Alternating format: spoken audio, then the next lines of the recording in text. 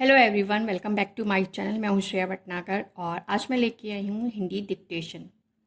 अगले 5 सेकंड में हिंदी डिक्टेशन में स्टार्ट कर दूंगी।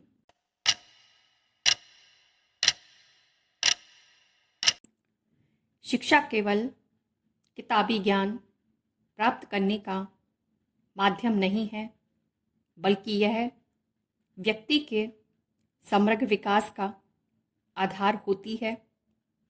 सच्ची शिक्षा वह होती है जो व्यक्ति को सोचने, समझने और अपने जीवन को बेहतर ढंग से जीने की क्षमता प्रदान करे। आज के समय में शिक्षा को केवल अंकों और डिग्रियों तक सीमित कर दिया गया है, जबकि वास्तविकता यह है कि शिक्षा का उद्देश्य एक बेहतर इंसान बनाना होना चाहिए। जब हम छोटे थे तब हमें सिखाया जाता था कि सच्ची शिक्षा वह है जो हमें अच्छे संस्कार देती है और हमें यह सिखाती है कि जीवन में नैतिक मूल्यों का कितना महत्व है। लेकिन आज के युग में यह बात धीरे धीरे पीछे छूटती जा रही है। माता पिता और शिक्षक दोनों ही परीक्षा परिणामों पर अधिक ध्यान देने लगे हैं, जबकि व्यक्तित्व निर्माण और व्यवहारिक ज्ञान को नज़रअंदाज किया जा रहा है।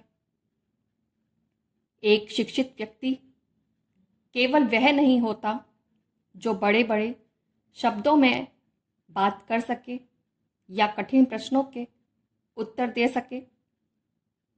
एक सच्चा शिक्षित व्यक्ति वह होता है जो विनम्र हो, दूसरों की सहायता करे, समय का सम्मान करे और हर परिस्थिति में धैर्य बनाए रखे। यदि कोई व्यक्ति उच्च शिक्षा प्राप्त करने के बाद भी समाज के प्रति जिम्मेदार नहीं बनता, तो उसकी शिक्षा अधूरी मानी जाती है।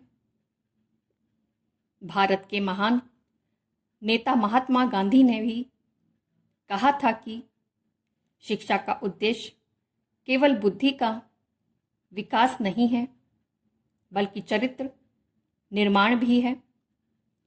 इस कथन में गहराई छुपी हुई है। शिक्षा का मूल उद्देश्य होना चाहिए कि वह हमें सही और गलत में फर्क करना सिखाए और हमें एक जिम्मेदार नागरिक बनाए। जब तक शिक्षा हमें मानवीय मूल्यों की समझ नहीं देती, तब तक वह अधूरी रहती है। आज समाज में बढ़ती असहनशीलता, हिंसा और भ्रष्टाचार का एक बड़ा कारण यह भी है कि शिक्षा से नैतिकता और सामाजिक जिम्मेदारी को अलग कर दिया गया है। स्कूलों और कॉलेजों में भी केवल पाठ्यक्रम को पूरा करने पर ध्यान दिया जाता है, जबकि जीवन कौशल, सह अस्तित्व और भावनात्मक बुद्धिमत्ता जैसे पहलुओं की अनदेखी की जाती है। हमें चाहिए कि हम शिक्षा की परिभाषा को फिर से समझें और उसे व्यापक बनाएं।